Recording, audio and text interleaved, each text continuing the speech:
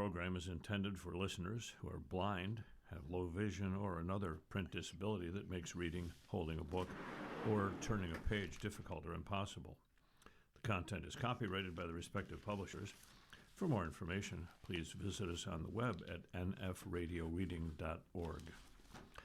Your Niagara Frontier Radio Reading Service now presents a reading of articles and features from the Buffalo News for today, Friday, April 17th, 2026. Hope you got your taxes done the other day. Your readers today are J.J. Patek, who got our taxes Don done. Williams. Leading off, as we always do, with the weather. Another one of those bumpy weeks. Mostly cloudy today with a high of 64 and a low of 53. That compares with high and low yesterday, 74 and 53, and a normal average or whatever. A high for today, 55, and a low of 37. Those are the averages. Records, 86 in 2023 and 20 degrees in 1928. Just over half an inch of precipitation, rain yesterday. So tomorrow, they're saying a shower and a thunderstorm with a high of 72, but a low of 40. So it's going to get cooler. And Sunday, 45 for the high and breezy, a low of 29, so dipping below the freezing mark again. Monday, cold with clouds and sun, high of 41, a low of 31. Tuesday, mostly cloudy, high up to 55 now, and a low of 43. Some sun, hooray. Some sun on Wednesday, high 52 and a low of 37. And Thursday, partly sunny with a high of 53 and a low of 38. So that's the local weather. The sun rose today at 6:31. Not that anyone could see it with that cloud cover, but it'll set tonight at 8 o'clock promptly. They're still publishing the snow derby, but there's nothing happening on that front. Precipitation year to date, I kept focusing on that last year. We were in a drought condition, and we were behind all the time. Now we're 2.5 inches ahead, more than a 20% over normal year to date. So we'll see how the lawns do this year. Brunswick, Georgia had the high yesterday, nationally of 94, and Stanley, Idaho had the low of 16. So that's the weather. What's on the front page? Yeah, they're having blizzards in the upper northwest right now. Yeah, I'm glad I'm not in the northwest right now. Thank you very much. Buffalo looks better and better. Well, on the front page, Buffalo's next economy from David Robinson. Hiring takes a hit as companies pull back amid turmoil. A new wave of caution is falling over Buffalo Niagara businesses, and that means they're turning even more wary about hiring. The Buffalo Niagara region lost 1,500 jobs during February, the second straight monthly decline, according to a report Thursday from the State Labor Department. That left the region with fewer jobs than it has had in any month since September. The region's economy already was sputtering heading into this year, with consumers squeezed by rising prices and a no-hire, no-fire approach from cautious employers who spent most of last year trying to figure out how the Trump administration's tariffs would affect them. But this year has brought new sources of uncertainty.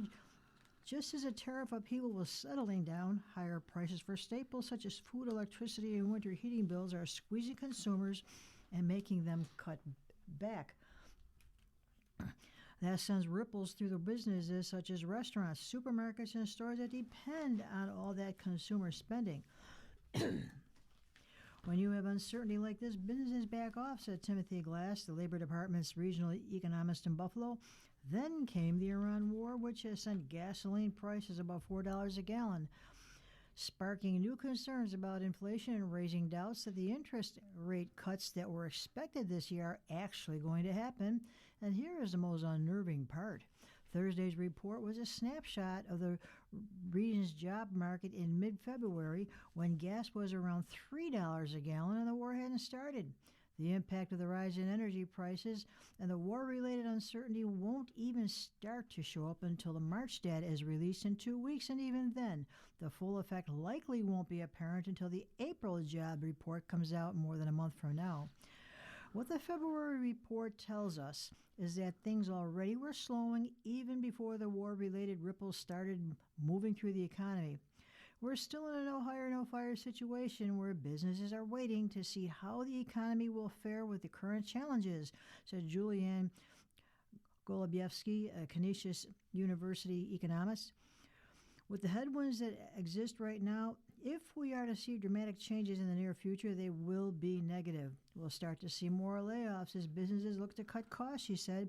It seems like all the shockwaves recently have been negative. That already may be happening with a flurry of significant job losses announced over the past month or so. Amazon is eliminating what likely will be hundreds of jobs when it closes a big part of its Lancaster sortation center next month. FedEx is closing its Cheektowaga distribution center in June. McKesson is eliminating 78 jobs when it closes its West Seneca warehouse after losing a key contract, and another 170 jobs are in jeopardy when Bank of America closes its Elma back office in June. With costs continuing to rise, there aren't many options for businesses in the short run, Golubievsky said. The most obvious short-run solution is to lay off workers or to suspend operations. There's also a built-in lag between when jobs are cut and when they start to be reflected in employment reports. The 4 big closures announced recently won't show up in the employment reports until sometime this summer, weeks after they actually happen. And that is why, for now, some economic indicators don't look too bad. For instance, the number of workers filing for unemployment benefits for the first time, a timely measure of layoffs, has cooled from its typically accelerated winter pace and is roughly in step with this time last year. After a 17-week run dating back to Halloween, where weekly jobless claims topped 1,000. Those filings have dipped below 1,000 for 5 of the past 7 weeks, but a spike could be coming when the workers who are going to lose their jobs at Amazon, Bank of America, and McKesson and FedEx actually stop working. Of course, the wild card in all this is how long the Iran war drags on and how quickly energy prices, especially the gasoline prices that play an outsized role in how consumers view the economy and inflation, start heading lower. As inflation increases, there's less disposable income, so consumers have to allocate, especially when you have inflation in staples like gas and electricity and heating costs, Glass said. There are other signs that the wariness is spreading. A survey of manufacturers in New York and New York City area released this week found that businesses have been picking up, but those executives aren't as optimistic about the next 6 months as they were in March. They still expect business to improve, but their level of optimism was significantly lower than last month, largely because of growing concerns about their supply chain and more wariness about making capital investments, according to Federal Reserve Bank of New York's Empire State Manufacturing Survey. Price increases accelerated, supply availability is expected to worsen, and firms became less optimistic about the outlook, said Richard Dietz, New York Fed economist in Buffalo. And a similar survey conducted earlier this month of service industry executives found that they think business conditions are much worse than normal, although they improved a bit this month, and they don't think conditions will get any better over the next 6 months, which means they also don't expect to add jobs or step up their investments. There seems to be more challenges every day, Golubievsky said, and they're not the good kind. Well, not the good kind. Bloomberg News reports that the war in Iran and President Trump's rhetoric have driven U.S. alliances with Europe near the breaking point. The U.S. has offered a diplomatic version of this silent treatment to many European partners, refusing to loop them in about its plans for the conflict and progress in peace negotiations, officials on the continent say. That's included freezing much of Europe out of consultations on his recent move to impose a blockade against the few ships Iran is allowed to navigate the Strait of Hormuz, and Washington's decision to let a waiver on Russian oil expire. The U.S. isn't the only one increasingly going at it alone. The UK and France, which have drawn Trump's ire over their criticism of the war, are expected to host their own conference on Friday to discuss peaceful means to restore free transit through the strait. Meanwhile, many allies have so far refused to participate in the U.S. blockade. And while the U.S. and European leaders may not be speaking privately, they are quite publicly trading barbs. Following Pope Leo XIV's criticism of the war in Iran, Trump launched a broadside against the pontiff, calling him terrible for foreign policy. Giorgia Meloni, the Italian prime minister, who fostered a friendly relationship with the U.S. president, called Trump's tirade against the Pope unacceptable and suspended Italy's two-decade-old defense pact with Israel, the U.S.'s partner in the war, citing only the current situation. The fissures have emerged against the backdrop of Hungarians over the weekend voting to end the 16-year tenure of Prime Minister Viktor Orban, despite a last-minute campaign visit by U.S. Vice President Vance. The defeat was seen as a blow to Trump, who has long hailed Orban a close ally of Russia's Vladimir Putin and frequent irritant to the European Union, as among his closest partners on the continent. Taken in total, the shift has laid bare the limits of Trump's singular brand of leadership, which has disregarded the coalition's previous presidents built to counter adversaries and foster American soft power abroad. European officials privately concede that the break is unlikely to prove permanent.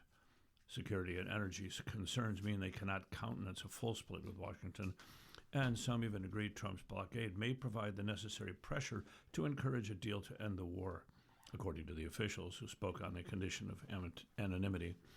Still, it will be up to Trump to unwind the crisis he helped create in the Middle East and for the U.S. Navy to potentially get involved in reopening the strait, at risk to American service members. That has significant implications for conflict that has set off a global energy crisis and driven economic uncertainty. President Trump and the people around him seem not to understand that American power floats on other countries' voluntary cooperation to drive down the costs and difficulty of anything we try and do in this world, said Corey Sheik, a former George W. Bush administration official now at the right-leaning American Enterprise Institute. Instead of pursuing goals that are in the collective interest, he's imposing the cost of what is in America's and Israel's interests on everybody else in the world, and without even consulting others, she said. White House spokeswoman Anna Kelly said Trump is disappointed with European allies for barring U.S. forces from using their bases for the Iran campaign. The president has effectively restored America's standing on the world stage and strengthened relationships abroad, but he simultaneously will never allow the United States to be treated unfairly and taken advantage of by so-called allies, Kelly said in an emailed statement. The speedy deterioration of Trump's relationships has been remarkable, even for a president known for his volatile temperament and quick disposal of allies. Trump told Italian daily Corriere della Sera that he was shocked by Meloni and no longer saw her as brave. It's a sharp reversal from his previous praise for the leader he once described as a beautiful young woman who had taken Europe by storm. There are signs Trump's gambit is also causing anxiety for U.S. partners in the Persian Gulf. Saudi Arabia is pressing for the U.S. to abandon its blockade out of concern Iran could target a Red Sea strait critical for its own crude exports, according to the Wall Street Journal. To be sure, Gulf countries that have grown closer to the Trump administration say that the military relationship with the U.S. is likely to deepen after the war, according to officials in Europe and the region. But those countries that rely heavily on the U.S. for security will also need to ramp up their defense in the aftermath of the conflict. The latest developments have deepened already gaping divisions between the U.S. and its partners on trade and security that have built up since his return to office. He antagonized other nations by imposing widespread tariffs on goods from allies and adversaries alike, pulling out of international institutions, and chiding leaders for treating the U.S. unfairly. He also threatened to kneecap NATO, describing the 77-year-old institution as obsolete, and targeted the alliance with threats of military action to acquire Greenland, the semi-autonomous Danish territory. Even Trump's decision to launch strikes with Israel on Iran in February was done without recruiting European countries to join the mission. The Greenland episode pushed some European officials to be more forceful with Trump after first embracing a more cautious approach during the early months of his second term. According to a person familiar with their thinking, Trump is driving an isolationist, interventionist approach that's out of sync with the post-World War II global order, said former Republican Representative Carlos Curbelo. Countries that have chosen not to help the U.S. police Hormuz represent a casualty of that strategy, he said. It does appear that we're finally paying a price for all of that, he said. I think he's isolated, and I think the country is isolated. Some Asian allies have stayed quieter about the lack of consultation from Washington, but the situation has still proved challenging.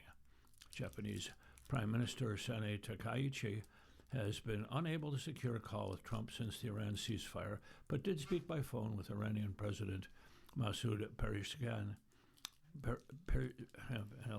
Pezeshkian, there we go, on April 8th. Trump's actions have emboldened China, according to some analysts who say they have handed the country potent fodder to strengthen its own ties with Western nations such as Canada and France. Beijing has warned the U.S. blockade threatens global trade and called for calm and restraint. The Chinese believe that they are benefiting from being a beacon of stability in a very volatile world, said Ryan Haas, a former National Security Council official now at the Brookings Institution. They sort of feel that trends are working in their favor right now, so they don't need to give much or do much to benefit from the windfall of President Trump's actions on the world stage. Meanwhile, the energy supply disruption caused by the war is squeezing American allies. The weeks-long freeze of most oil and liquefied natural gas cargoes through Hormuz has caused cooking fuel shortages for Southeast Asian nations, prompted energy closures, and spurred at least one refinery to shut down. Now, Trump's decision to enforce a blockade threatens to further worsen the supply crunch for Japan, the Philippines, South Korea, and India. Jet fuel supplies for both civil and military aircraft are of particular concern, the European officials said. If I were an Asian country that had worked out a deal with Iran to pay a toll in exchange for getting deliveries of oil or anything else, I would be pretty annoyed that Trump has now rendered that moot, said Rosemary Kalanick of Defense Priorities, a non-interventionist Washington organization. That makes the U.S. even more squarely responsible for these oil price spikes. Well,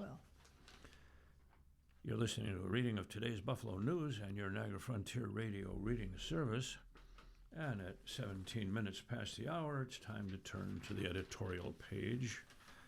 The usual three-parter from the local editorial people. Looking forward and back is the head title. Starting off, downtown gets some new life.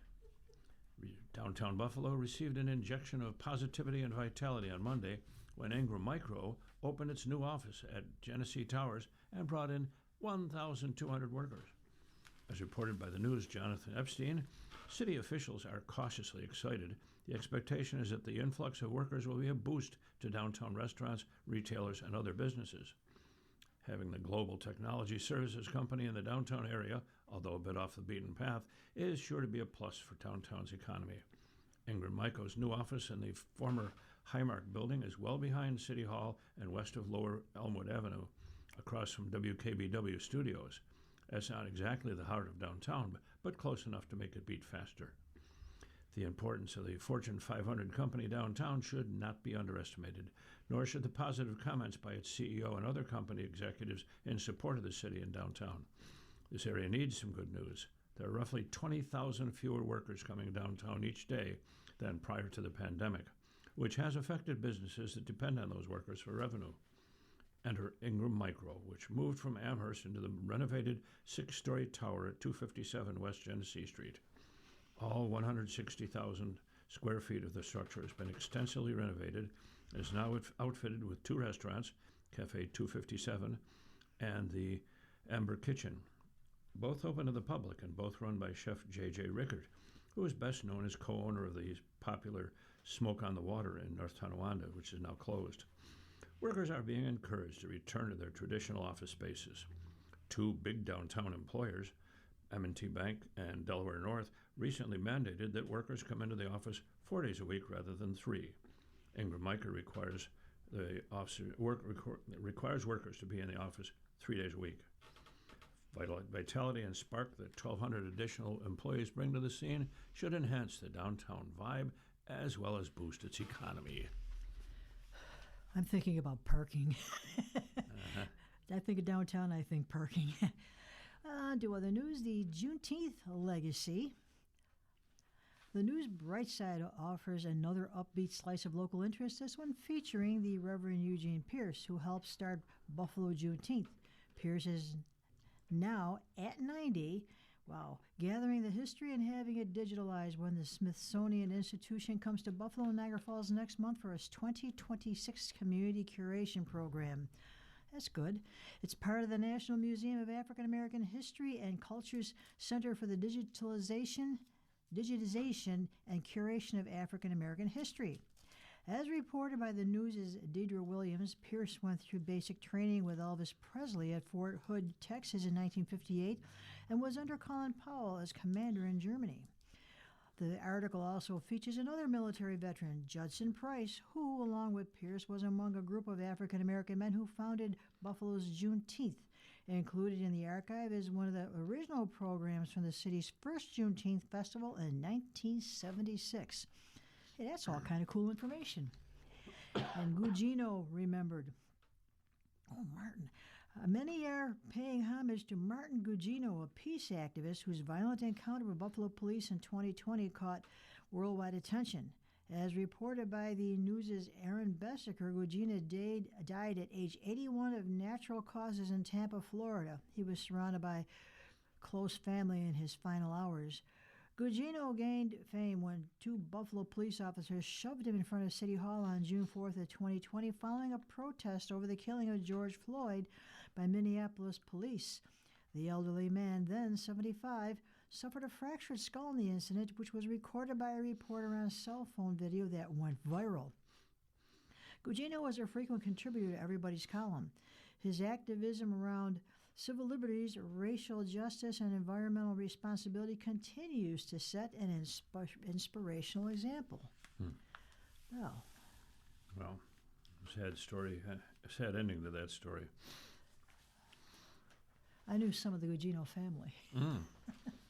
Well, moving to the political cartoons, Adam Ziglis has a gem today. Yes, it's he does. loaded with stuff. Yeah. We have a warship labeled the USS Trumpery, and there's a caricature of President Trump standing on the deck with his hands raised, clad in a white robe and a red stole around his neck, and a halo above his head, and a couple of smoking guns behind him. And thou shalt not take his name in vain, it says. Meanwhile, there's a bunch of people prostrate, reaching toward the ship, hailing Trump, and a group of torpedoes on the deck, one labeled the Dems, one for Iran, one for the media, and one for Leo XIV. And a bunch of people with money in their hands reaching out for the little hut labeled, it has confession, but it's crossed out and it says concessions and merch. And you see a fraction of a T-shirt labeled Trump on it. And the whole thing is called House of Worship. And there's that sign over on the other side with the Pope Leo, no Pope Leo. Oh, boy. This thing is just loaded. That one, too. Meanwhile, Michael Ramirez has, it's off the California coast, it says, and there's this flaming object flying through the sky, and one of these two people watching says, "Is that Artemis II re-entry?" And the other one says, "No, that's Eric Swalwell's political career." Eric Swalwell was a member of Congress, thinking about planning on running for California governor. And in just a few days, he wound up resigning from Congress and dropping out of the California governor's race after a swarm of sexual misconduct accusations became public. Well, that takes care of him. Does anybody in politics not do that? Begin to wonder after a while, don't you? Yeah. Okay. What are your credentials? Well, I sexually abuse people. You're in. Well, now we have an article. Hegseth's ideological holy war has become an absolute disaster, and this is from Clarence Page. Glad to see him. Watching Secretary of Defense Pete Hegseth lead us to war against Iran reminds me, as war stories often do, of a scene in one of my favorite war movies. I'm talking about the unforgettable Lieutenant Colonel Bill Kilgore, brilliantly played by Robert Duvall in Francis Ford Coppola's 1979 Vietnam War classic Apocalypse Now.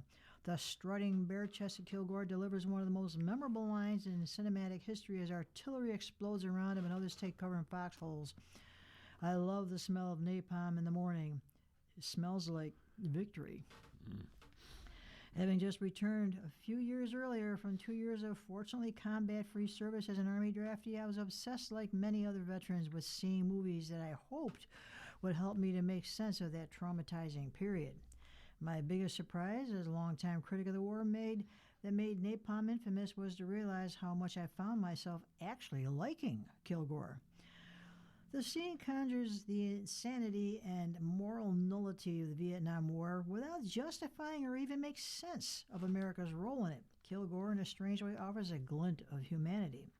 As narrator Captain Benjamin Willard, played by Martin Sheen, explains, despite Kilgore's peculiar passion for surfing under fire, you could trust him to protect his own men.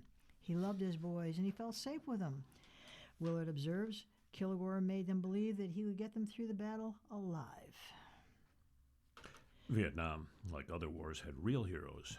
One of these was Milton Lee Olive III, a Chicagoan who received the Congressional Medal of Honor in April 1966 for falling on a grenade during a patrol in Vietnam's Phu Quang province the previous October, saving 4 of his comrades. Kilgore is no hero. He is totally committed to the war, moral qualms and other niceties be damned, although he is also willing to sacrifice for his men. It's easy to be seduced by Kilgore's aura amid the horror and madness of war. And when he cryptically observes someday this war is going to end, we understand that the horror and madness will go on. All these thoughts are hard to put out of my mind as I try to make sense of what President Trump calls our current excursion in Iran, a war that some observers are comparing to Vietnam, not so much for its duration or casualties as for the rebuke it has delivered to pretensions of American military omnipotence. Since becoming Defense Secretary, Hegseth has diligently worked to instill an evangelical bellicosity in the Pentagon. He hosts monthly Christian worship services for employees. His department's promotional videos have displayed Bible verses alongside military footage. He prayed for overwhelming violence of action against those who deserve no mercy. It is troubling enough that the Trump administration has ignited a war without such constitutional niceties as congressional approval. Now the Defense Secretary's propensity for using Christian rhetoric to justify the war calls into question the core civic value of the separation of church and state.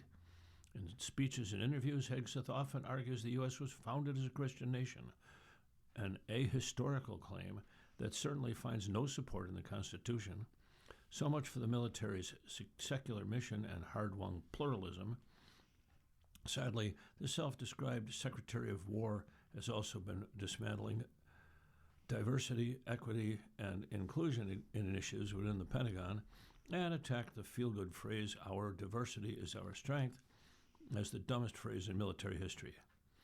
In the name of unity and warrior ethos, he has targeted female and minority officers for demotion or removal to restore what he sees as a more traditional force structure. Critics accuse him of trying to resegregate the military, which sounds about right to me, but his supporters argue he is prioritizing merit and unity over identity-based initiatives, which reveals an unfortunate ignorance on his part of recruiting shortfalls and other problems to which a lack of diversity led in past eras. It would be easy to overlook these appeals to God if our president hadn't threatened Iran with genocide last week. A whole civilization will die tonight, never to be brought back again.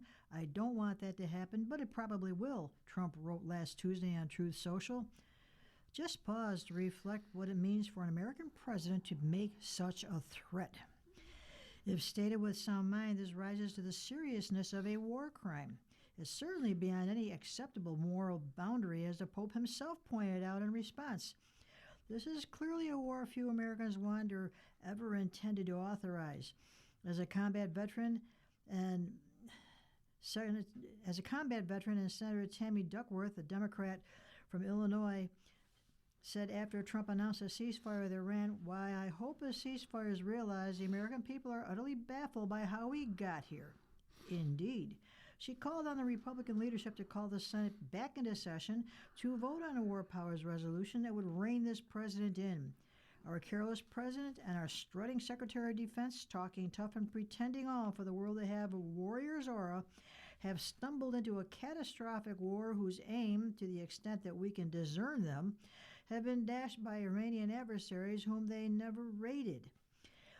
Again, I'm reminded of the Vietnam era. It's time for us, as it says in the book of Isaiah, to beat our swords into plowshares. Mm-hmm. And that, again, is from Clarence Page. Clarence Page, the tribute content agency. Yeah. Well, that's his opinion. Yeah. Turning to some local opinions, my view comes today from Mara Coven-Gelman. She wants to foster community dialogue and understanding. So here we go. 9 months after the 2022 racist shooting at Tops Market, I was walking with black civic leaders around a gray cement museum in Israel dedicated to the murder of 6 million European Jews.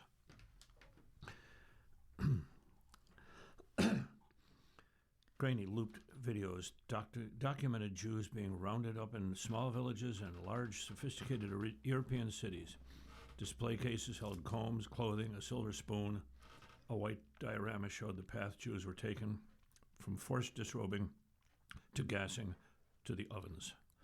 Nearby, a section of the floor was glass. We peered below and saw thousands of shoes in a heap, baby booties, ladies' heeled shoes with buttons up the ankle, and bedroom slippers. A Buffalo leader shared her thoughts. "I understand how this is painful to your people, but my black community doesn't even have their shoes.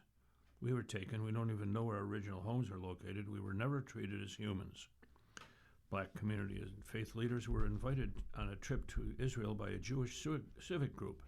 The pitch: within 3 months of returning from this trip, we will reach the 1-year anniversary of the 5/14 racist shooting. Part of this journey will give you time and space to see how Israel and Jews have created shared memories from horror.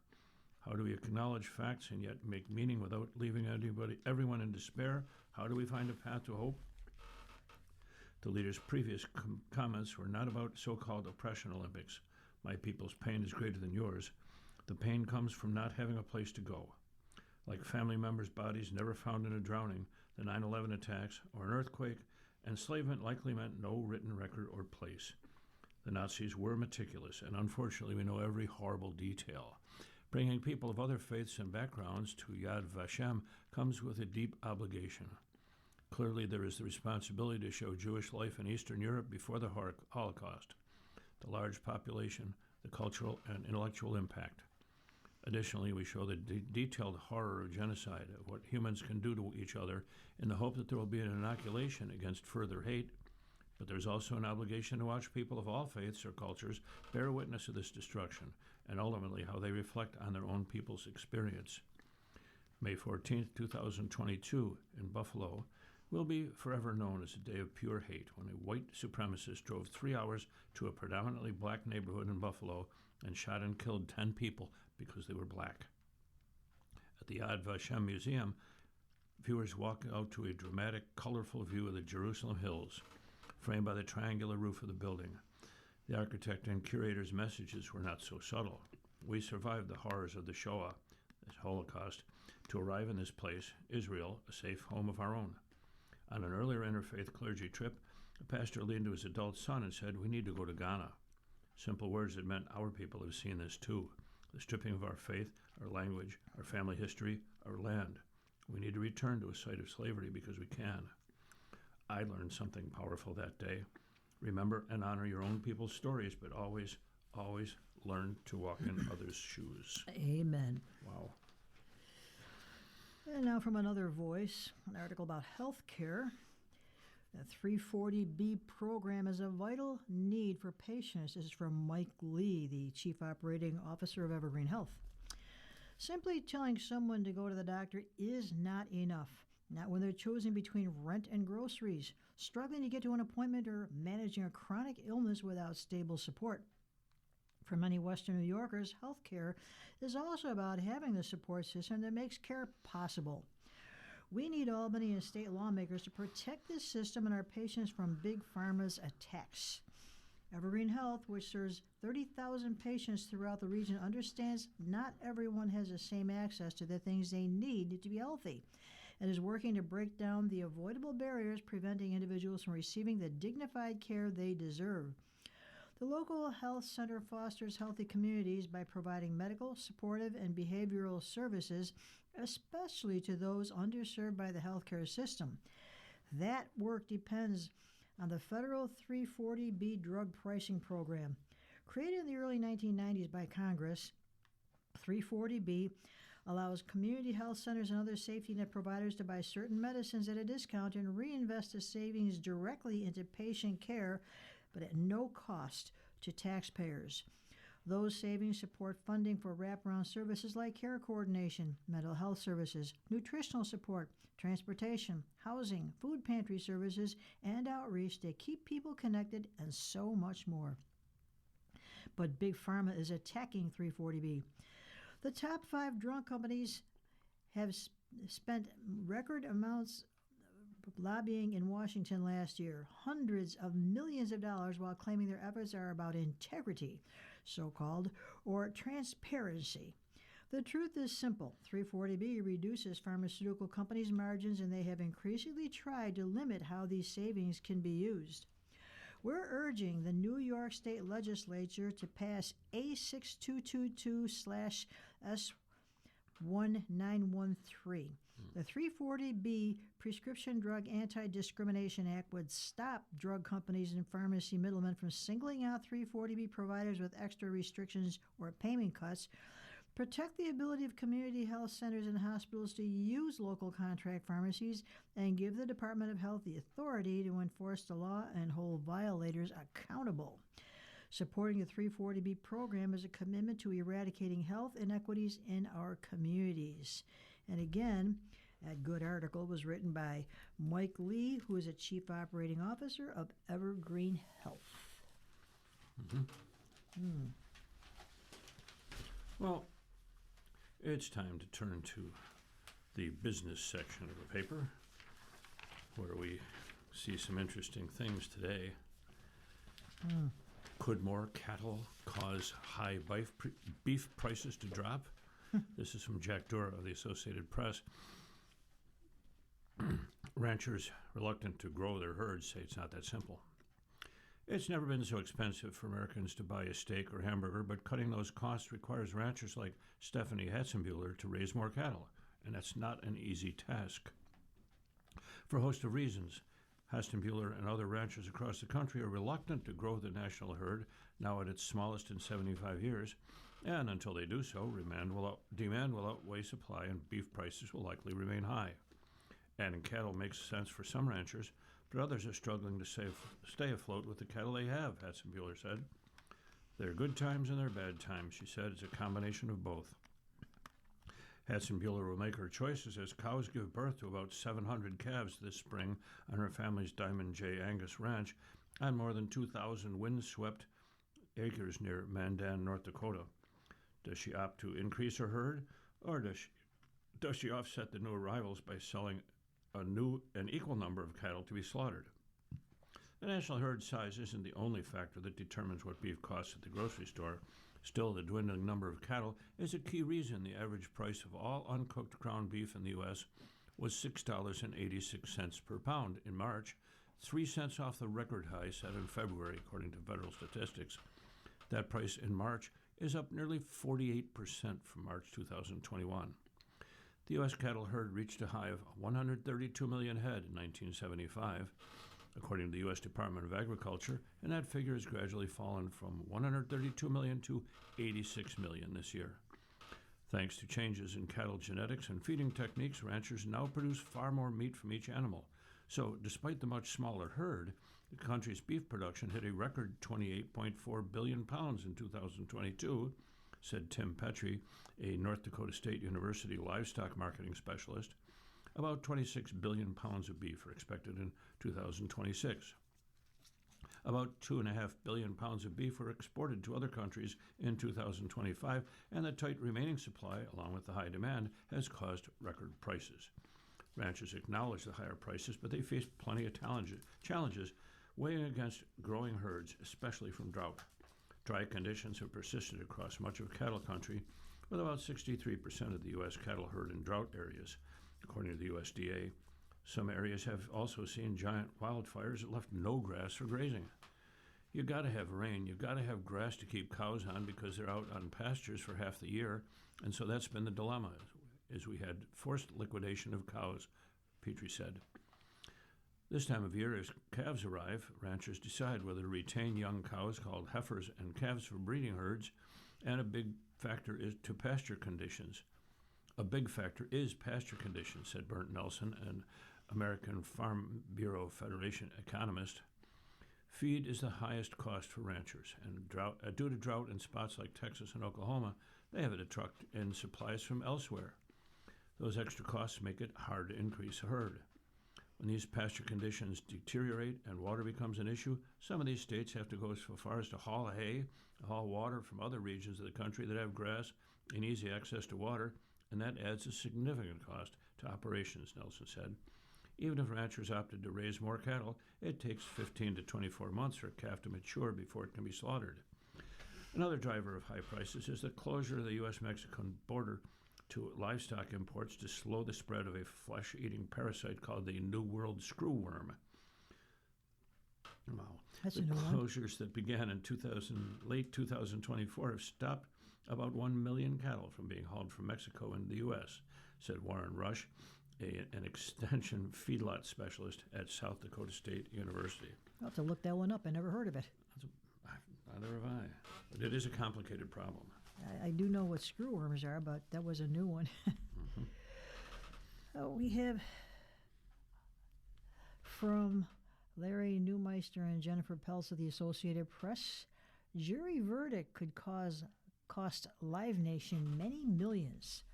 The ruling that entertainment giant Live Nation and its Ticketmaster subsidiary have a harmful monopoly over big venues that won't immediately bring relief for concert goers who have long complained about high ticket prices. Amen. But the ruling by a jury on Wednesday is a lawsuit brought by dozens of states could cost Live Nation hundreds of millions of dollars and perhaps force the country to sell some of its concert venues when the judge hands out penalties later. Among other things, the jury found Ticketmaster's anti-competitive practices led to people in 22 states paying an extra $1.72 per ticket, which the judge could order the companies to pay back. A jury in New York deliberated for 4 days before reaching its decision. State attorneys general who sued Live Nation, and the verdict could potentially lead to lower ticket prices for music fans. $1.70? Oh, well, that's not much. Live Nation said in a statement that the verdict is not the last word on this matter. The company predicted that once a remedy phase of the litigation is completed before the judge and all appeals are resolved, the outcome likely won't be much different from when the federal government achieved with the settlement it reached with the company just after the trial began. That deal included a cap on service fees at some amphitheaters, plus some new ticket selling options for promoters and venues, potentially allowing but not requiring them to open doors to Ticketmaster competitors such as SeatGeek or AXS. The trial gave fans the equivalent of a backstage pass to a business that dominates live entertainment in the United States and beyond. Live Nation CEO Michael Rapino testified, answering questions about matters including the company's Taylor Swift ticket debacle in 2022. Rapino blamed a cyber attack. Jurors also got to see Live Nation employees' internal messages to another employee declaring some prices outrageous, calling customers so stupid, and boasting that the company was robbing them blind, baby. The employee, Benjamin Baker, who has since been promoted to a position as ticketing executive, apologetically testified that the messages were very immature and unacceptable. You think? Oh, boy. Live Nation Entertainment owns, operates, and controls booking or has an equity interest in hundreds of venues. The subsidiary Ticketmaster is widely considered to be the world's largest ticket seller for live events. The verdict could cost Live Nation and Ticketmaster hundreds of millions of dollars based on the jury's estimate that customers paid an extra $1.72 per ticket. The companies could also be assessed penalties, and in addition, sanctions could result in court orders that divest themselves of some entities, including venues such as amphitheaters that they own. Okay. In a statement, Live Nation said the jury's award of $1.72 per ticket applied to a limited number of tickets sold at 257 venues and representing about 20% of total tickets sold. The company's estimated aggregate single damage figures would be below $150 million, though it would be trebled. The civil case, initially led by the U.S. government, accused Live Nation of using its reach to smother competition by blocking venues from using multiple ticket sellers, for example. Now, Live Nation insisted it is not a monopoly, saying that artists, sports teams, and venues decide prices and ticketing practices, and a company lawyer said its size was simply a function of excellence and effort. Success is not against the antitrust laws in the United States, Attorney David Marriott said in his summation. Ticketmaster was established in 1976 and merged with Live Nation in 2010. The company now controls 86% of the market for concerts and 73% of the overall market when sports events are included, according to an attorney for the states, Jeffrey Kessler. Ticketmaster has long drawn ire from its fans and some artists. Grunge rock titans Pearl Jam battled the business in the 1990s, even filing an anti-monopoly complaint with the U.S. Department of Justice, which declined to bring a case then. Decades later, the Justice Department, joined by dozens of states, brought the current lawsuit during Democratic former President Joe Biden's administration. Days into the trial, the Trump administration announced it settling its claims against Live Nation. A handful of states joined the settlement, but more than 30 pressed ahead with the trial, saying the federal government hasn't gotten enough concessions. Well, I don't even go to those things. I can't see the prices they charge. Mm-hmm. Well, as part of our newspaper reading, we now present the day's death listings. If you need further information on any of these names, call us at 716-821-5555. Here are the death listings locally. Bonitadibus Jean M. Ni Panicia. She was 91 years old, from Lackawanna. Gauthier Joseph W. Sr. was out from Alma. They don't tell us how old he was. Loman Janet H. Ni Booth. She was from Hamburg. Miller Beth Ann, they called her Annie, Ni Seifert. She was 70. She was from South Buffalo. Pigeon Christine H., born in Buffalo, made Orchard Parker home and died earlier this week at 82. And Went Jean, born in 1940, so she was 85, and she was from Pendleton. Several obituaries, a couple of national interest. Andrea Flores for the Los Angeles Times reports that Felipe Staiti, guitarist and founding member of Enanitos Verdes, has died. He was 64. As an Argentine rock band's official X-count confirmed his death on Tuesday. His music, his dedication, and his story remain forever with us and with all of those who accompanied him throughout these years, read a statement posted on X. He died on Monday due to health complications following his hospitalization in the Argentine city of Mendoza. His classic soft rock ballad, Lamentino Boliviano, about emotional anguish, entered the Spotify Billions Club in March, surpassing the 1 billion streams threshold on the platform. In 2025, Enanitos Verdes joined forces with Hombres G for their Huevos Revueltos tour, stopping in various cities across California. So he contracted a bacterial infection in Mexico in late 2024, which combined with a celiac disease triggered severe dehydration that resulted in a long stay in the hospital. And he died on, Monday. Sid Croft. This one comes to the New York Daily News. 96-year-old the creative mind behind kids' classics, Land of the Lost, and H.R. Pufnstuf, has died. He was 96. His partner, Kelly Killian, said Monday in an Instagram post that the 6 years she spent with the producer and puppeteer had come to an end and wished there had been more time. There is no way I could ever repay the life lessons he gave me, both the beautiful and the difficult, Killian said. Even now, I find myself instinctively checking in on him, walking into a room, ready to ask him a question about a piece of history or a person that no longer exists. He died in his sleep on Friday from natural causes at 96. And locally, Matt Glenn reports that George C. Lee, a 93-year-old who led the growth of UB's engineering school, has died. He served as his school's dean for 17 years, overseeing its development and guiding its move to its permanent home on the North Campus. He also was instrumental in making UB a hub for earthquake research. He built connections between UB and China and was a SUNY Distinguished Professor Emeritus. He died February 21st in Buffalo at 93. He died February 21 in Buffalo. He was 93. He was born in China, but he graduated from Lehigh University and joined UB's Department of Civil, Structural, and Environmental Engineering in 1961 as assistant professor. He went on to serve as acting department chair in the early 70s and as chair from 1974 to 1977.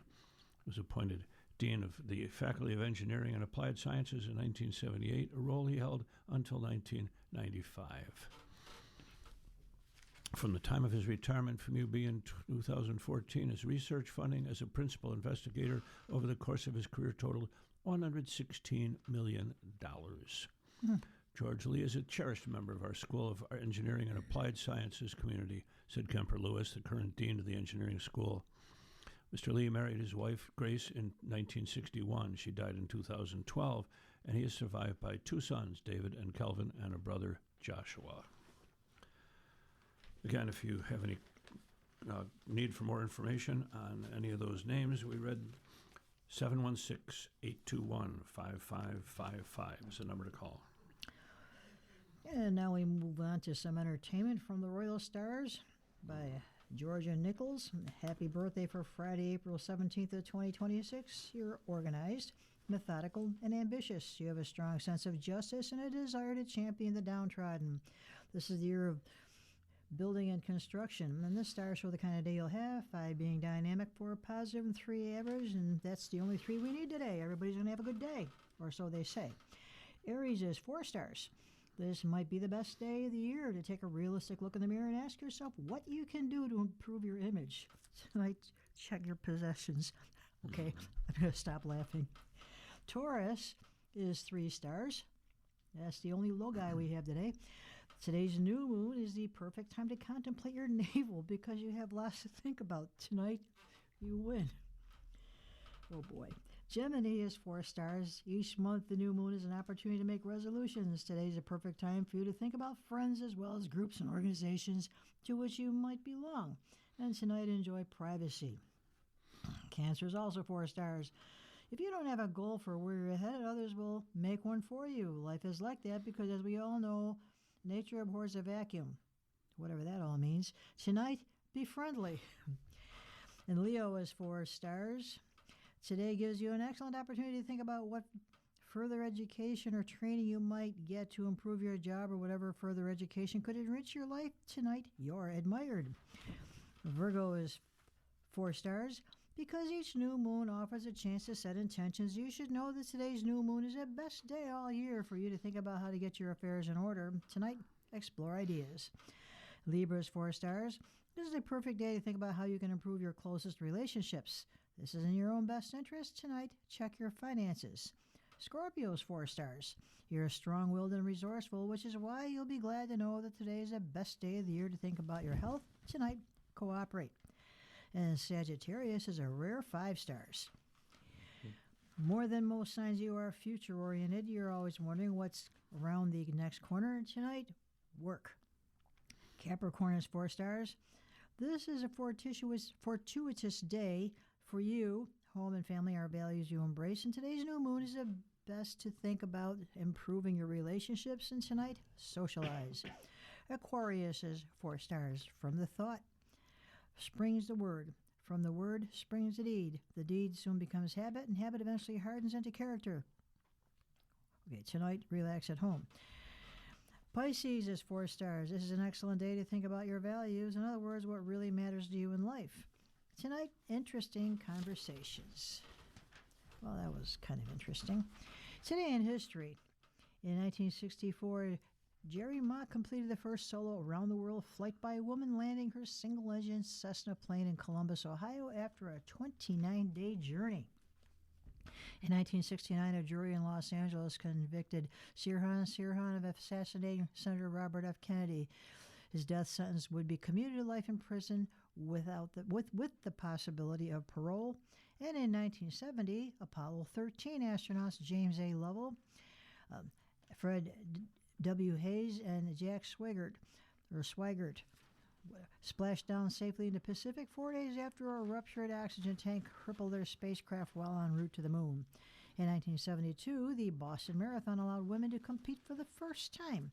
Nina Krushik was the first officially recognized women's champion with a time of 3 hours, 10 minutes, and 26 seconds. And in 1975, Cambodia's 5-year civil war ended as the capital Phnom Penh fell to the Khmer Rouge, which instituted brutal policies that claimed around 1.7 million lives, so the regime was overthrown in 1979. And in 1993, federal jury in Los Angeles convicted 2 former police officers of violating the civil rights of beaten motorist Rodney King, and the other 2 officers were acquitted. So there you have this day in history. We have a couple of moments here for a piece from Matt Glenn. On the business pages, New Era Cap Foundation is providing $250,000 to Duville University to support development of its College of Osteopathic Medicine. This partnership reflects our commitment to supporting initiatives that create a meaningful and lasting impact in the communities we serve, said Daniel Cook, Executive Director of New Era Cap Foundation. Duville's vision for training physicians aligns closely with our focus on education, health, and community development, and we're proud to support a program that will make a difference where it's needed most, she said. Duville said it will use the funds to support the ongoing renovation of its 285 Delaware Avenue facility as part of a broader campaign for the College of Osteopathic Medicine. The university said it will also work with New Era Cap Foundation's leadership to identify an appropriate naming opportunity within the building at a future date. Duville is launching the college this year with classes set to begin in August, and the classes will be held on its West Side campus for the first year, with plans to move the college to 285 Delaware after the building is renovated. The university said about 46% of the first cohort of students are from New York. Its first class was filled ahead of schedule with applicants whose academic credentials exceeded initial expectations. Well, that's pretty nice to hear. Yeah, a good story.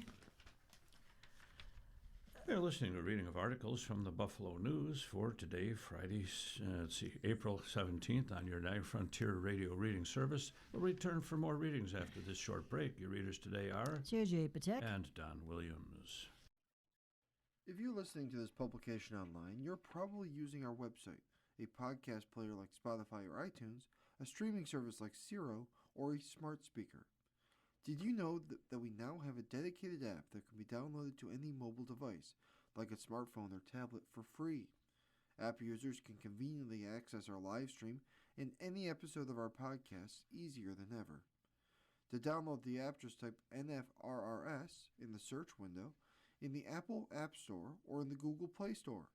Contact us anytime if you have any questions by calling 716-821-5555, extension 5. Thank you.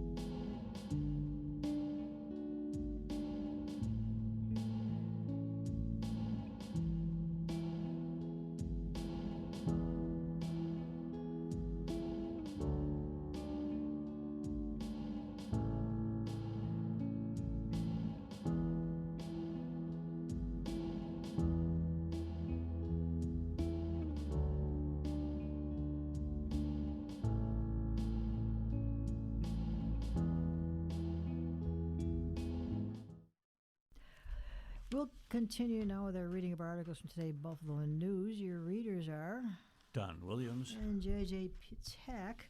And in a budget twist, Hochul aims to ban masks for ICE agents. This is for city and region from Robert Gavin, of Albany Bureau Chief.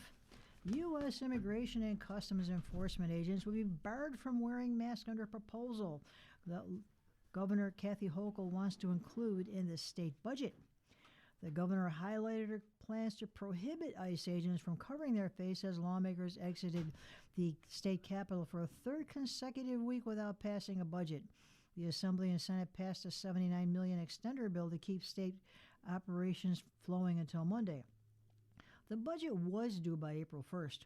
Hochul revealed her ICE-related proposal as a new wrinkle in the Local Cops Local Crimes Act she proposed in January. If enacted, it would prevent New York law enforcement officers from working with ICE on immigration raids, but would not keep them from working with any agency to pursue violent criminals.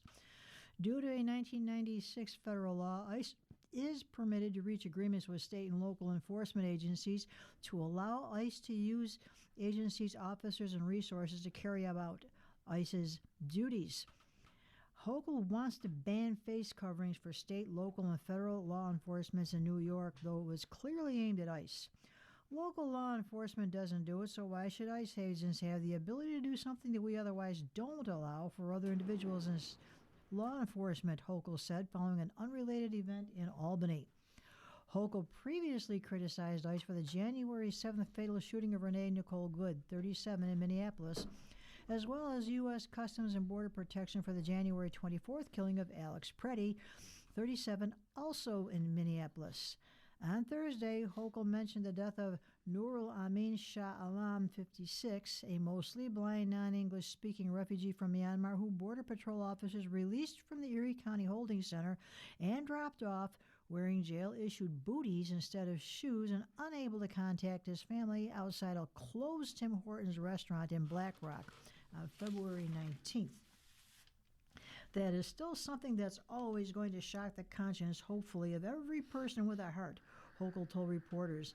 And this is what I'm trying to talk about here, is protecting New Yorkers from that kind of ICE overreach and not let rogue federal agents attack our cities and our towns, so I'll be providing more information on that. In Western New York, local lobbying to restrict cooperation with civil immigration enforcement efforts by federal officers cropped up at the Erie County Legislature meeting Thursday, with nearly a dozen speakers urging the county legislature to support the state's New York for All Act, which is similar to Hochul's proposal but goes further. Those who appeared before the legislature referred to the case of Shah Alam. They also referred to other local cases, including construction workers for the new Bill Stadium who were rounded up and detained off-site. The county legislature was originally expected to vote on supporting the resolution, but ultimately sent the matter to committee for further discussion. Hochul told reporters she had made substantial progress in the last few days with our legislative leaders on the issue, one of many policy issues being debated as the governor and legislative leaders work to reach a final budget plan. Assembly Speaker Carl Hastie, a Democrat from the Bronx, said the progress had been made on the immigration issue to an extent on just the unmonitored, unregulated ability for local law enforcement to reach out to ICE regardless of whether prosecutors wanted to involve the agency. There's progress, but I still think we have a couple of issues that we still haven't reconciled, he said during a state capitol's press briefing. On Wednesday, State Senate Leader Andrea Stewart Cousins, a Democrat from Yonkers, said the leaders were getting pretty close on issues that include immigration. In January, Hochul proposed a now $263 billion budget. The Assembly later passed a $266 billion spending proposal, while the Senate passed a $270 billion resolution. The budgets remained late,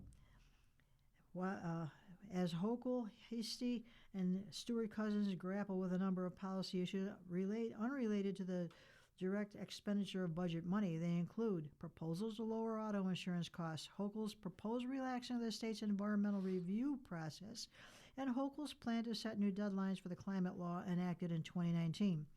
On Wednesday, Hochul proposed a pidatory tax to tax luxury second homes in New York City that are $5 million or more, which is projected to bring in $500 million in revenue for the city. Hastie and Stewart Cousins have said they are working to also send more funding to cities upstate, including Buffalo. And news staff reporter Sandra Tan contributed to this article. I'm going to cut the last couple paragraphs of this next article, just so you know. Okay. Aaron Besker and Justin Sondel report that when two Buffalo police officers went to grab a bottle of water from a West Side 7-Eleven Wednesday evening, they came across a surprising situation. A man was in the process of robbing the store with a handgun pointed at the clerk. The two officers took a defensive position outside the store. The suspect shot the clerk in the groin area and raised his gun at the officers as he exited. One of the officers shot the man in the arm before he fled. Interim Buffalo Police Commissioner Craig Macy said at a news conference yesterday. Macy said the entire incident, from the time the officer stepped out of their car until the officer shot the suspect, took about 20 seconds. These officers, in these situations, we see there's always somebody that does a very good job of being able to manage a very bad situation, right? Macy said. And I think when we release this video, there's going to be a lot of understanding how fast things happen and decisions that officers have to deal with, and then the decision-making process and how fast all of that stuff happens.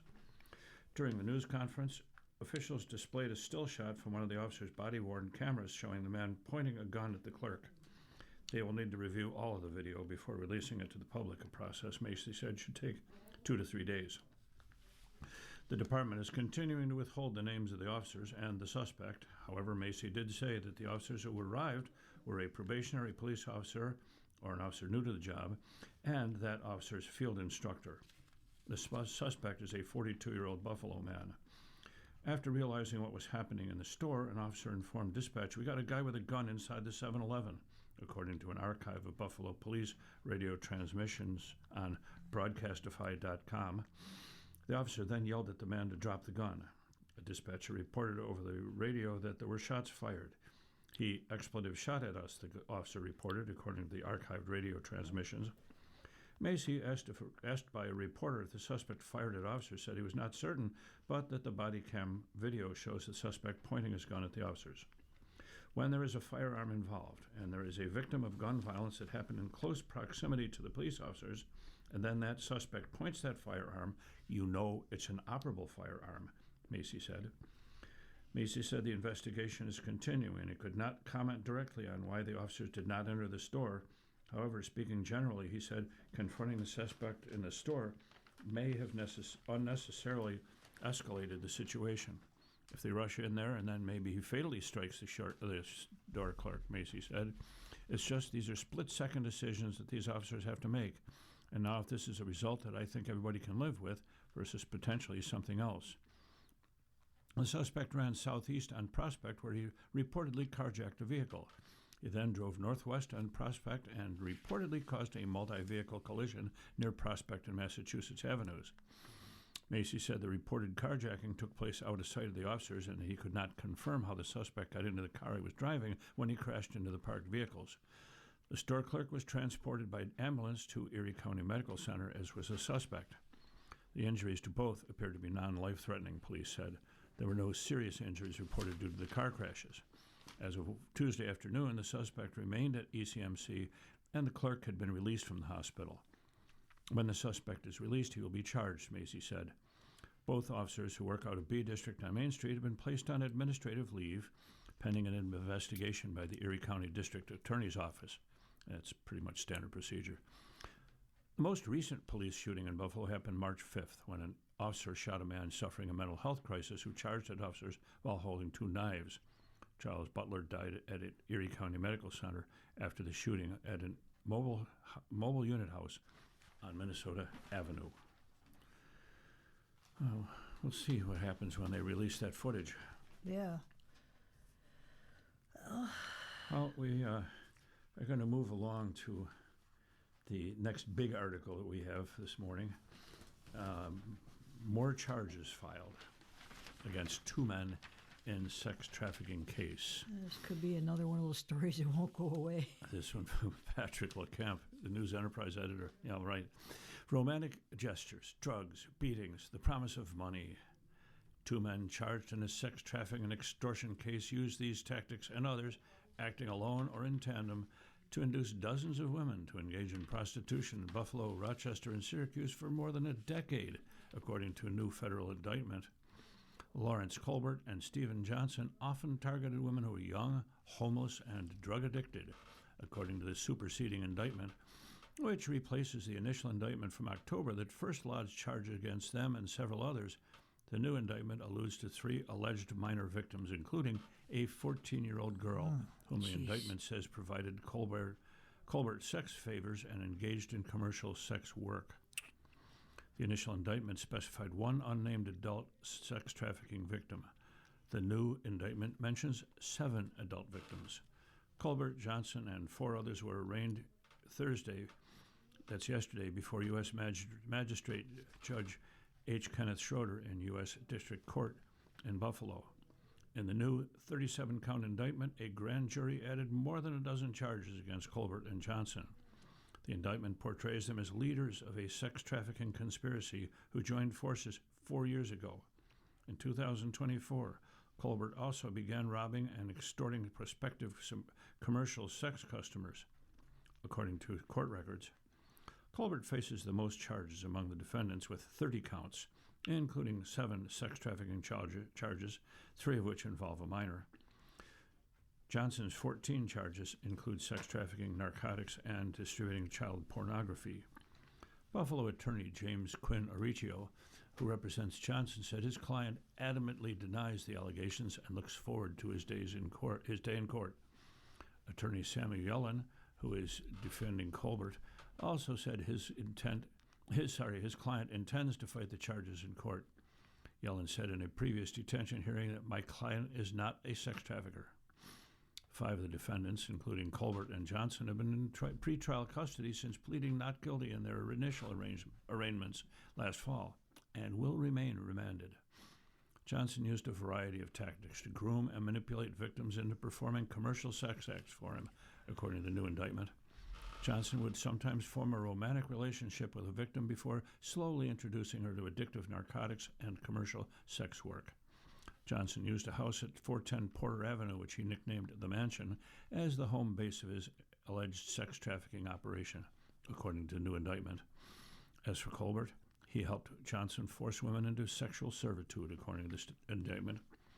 Among his tactics, according to the new indictment, were threatening to withhold such drugs, beatings, sexual assault, intimidation, financial control, emotional abuse, and deception and lies. Others accused in the new indictment are Andrell Montgomery, who now faces a charge of sex trafficking a minor in addition to his previous robbery charge. He's 22. Khalil Colbert, 24, whose 4 charges are for extortion. Serenity Marshall, whose 4 charges are for extortion. Raquan Colbert, whose new charges include 2 sex trafficking of minors charges, and also coercion and enticement of a minor in addition to a previous robbery count. 2 defendants named in the initial indictment have already pleaded guilty and are not named in the new indictment. Christina Eves, 24, who initially faced 14 federal charges, pleaded guilty last month in U.S. District Court to a conspiracy to commit extortion, and her other charges of robbery, extortion, and conspiracy to sex traffic a minor will be dismissed. Victoria Mitchell, 28, of Buffalo, admitted in February to narcotics conspiracy, and her sex trafficking conspiracy count will be dismissed. Michaela Boots, who initially faced 4 extortion charges, is not named in the superseding indictment. In the spring of 2024, Lawrence Colbert and Johnson recruited a 17-year-old girl to engage in prostitution and also tried to recruit a 14-year-old girl who knew the other underage girl, according to the new indictment. The older girl tried to stop the younger girl from having a sexual encounter with Johnson, the indictment said. Johnson tricked the new underage girls into going to a location to service commercial sex customers, and that's where Lawrence Colbert and Raquan Colbert ambushed them, physically assaulted and beat the 17-year-old, and pushed the 14-year-old, injuring both minors, according to the indictment. Raquan Colbert's defense attorney, Paul Dell, declined comment after Thursday's arraignment. From then on, Lawrence Colbert and Raquan Colbert groomed the 14-year-old by sending her sexually explicit and flirtatious messages, and they also threatened her into staying away from the older girl, according to the indictment. The 14-year-old girl agreed to provide Lawrence Colbert and Raquan Colbert sexual favors and to engage in commercial sex work, according to the indictment. Lawrence Colbert arranged for sexually provocative photographs of the 14-year-old to be taken and used them for advertisements on commercial sex websites, prosecutors said. The advertisements portrayed her as an adult. In the summer of 2024, Lawrence Colbert recruited a third minor, who was 16 at the time, to engage in commercial sex work and advertised her on websites as an adult, according to the indictment. In October, a federal grand jury returned the initial indictment, and prosecutors at court hearings spelled out the extortion and robbery aspects of the case. The new indictment added 2 robbery and extortion victims, identified by their initials in court records, bringing the number of alleged extortion victims to 15. Prosecutors said the prospective commercial sex customers, responding to online ads that promised them sex with a woman for a price, arrived at hotel rooms in Buffalo suburbs or Lawrence Colbert's residence at 371 Elmwood Avenue. They entered the rooms and took off all their clothes. Their encounters started with a back or chest rub from an underage girl, as it turned out, although they had not arranged for an encounter with someone that young. Also unbeknownst to the customers, Lawrence Colbert or Raquan Colbert was in the room with them, hiding in a closet or bathroom, recording the naked men with a phone camera before jumping out and saying, "You're on video with a minor." Sometimes Lauren Colbert brandished a gun, prosecutors said at a previous hearing.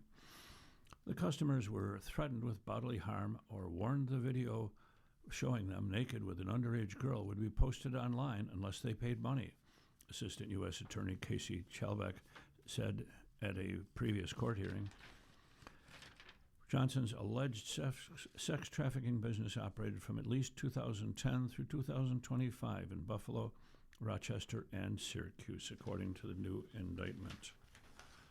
Wow. Not a fun story to read. Jeez. We need a hood story. You're listening to a reading of today's Buffalo News on your Niagara Frontier Radio reading service. It is now 17 minutes past the hour, and we're going to move on to sports. Yay, and hopefully some better stories. And the build-up begins. Let the good times roll. This is from Mike Harrington. The build-up begins as the Sabres begin the pursuit of the Stanley Cup. How do you make a Buffalo Sabres player smile? It was a layup Thursday afternoon at KeyBank Center. The simple question was, what was it like to be at practice getting ready for the Stanley Cup playoffs rather than facing the media on the annual drudge of locker room cleanout day? It's very cool. Obviously, you dream about it your whole life, said defenseman Matthias Samuelsson. Is it Matthias or Matthias? Matthias. Matthias. Mm-hmm. Matthias, thank you. Who's a second round draft pick in 2018, who's finally getting his first postseason chance. With how my career has been so far in the National Hockey League, there's been some dark times for sure, but now to come out on top winning a division and going to the playoffs, it's really good feeling. Really good. Yeah. In advance of Game 1 Sunday at KeyBank Center, the Sabres had their first practice at Lecom Harbor Center for the matchup against the Boston Bruins. The National Hockey League, in its infinite wisdom, took forever to make this schedule to open each series and wasn't planning to reveal game times in the full series slate until late Thursday night. Okay.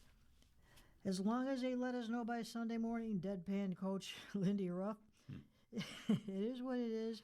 I look at that. They're one of those teams that has to worry about this time of year, which is a good thing.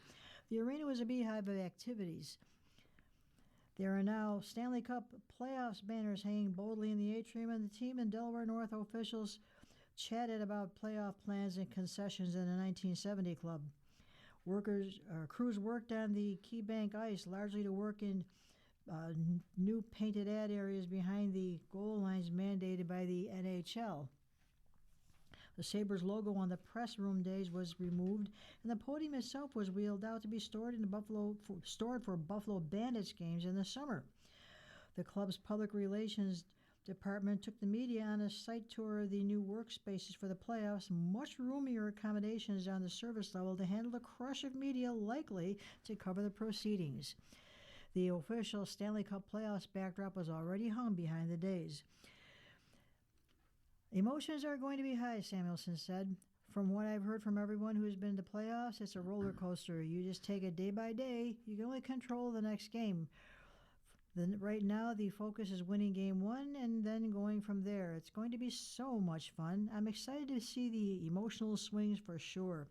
Samuelson's father, former NHL blue liner Kjell Samuelson, played in 3 Stanley Cup finals, losing 2 with Philadelphia and winning with Pittsburgh in 1992. He figures to offer some words of wisdom this weekend. I've heard plenty about his playoff experiences, Samuelson said. He went to 3 finals, so he's got a lot of knowledge on that. I just don't think he knows the game isn't prison rules anymore sometimes, but we're talking for sure.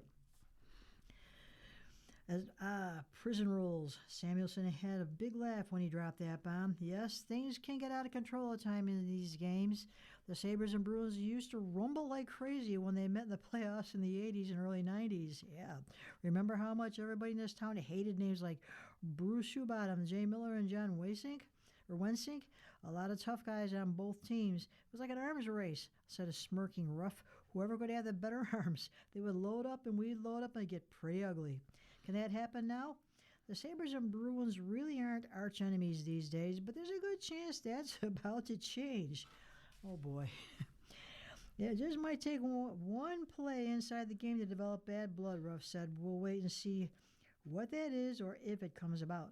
This version of the Bruins plays quite the neutral zone trap. David Pastrnak is an elite scorer and passer. Jeremy Swayman is a top goalie, but they have plenty of rough and tumble action available. Just see how long it takes for Tanner Janot and former Sabres draft pick Nikita Zadorov to put their impact on things. They're a well-rounded team, Samuelson said. Good goaltender, Charlie McAvoy on the back end, Pastrnak obviously, strong group. A pretty passive trap-style game that they do well. Everybody in the East is so good, it doesn't matter who we play. I'm looking forward to the atmosphere here. And at the same time, at TD Garden, it will make for a fun series. Another side item, Key Bank fans have been spectacular since the calendar hit in 2026, and things figure to be utterly crazy in Boston as well next week. Trust me when I say the walls shake at the Garden when the Celtic rock mainstay I'm shipping up to Boston by the Dropkick Murphys starts pulsating through the building. During the 2019 Stanley Cup final against St. Louis, I can report there was downright delirium in the place when the opening interlude kicked in. I can't wait.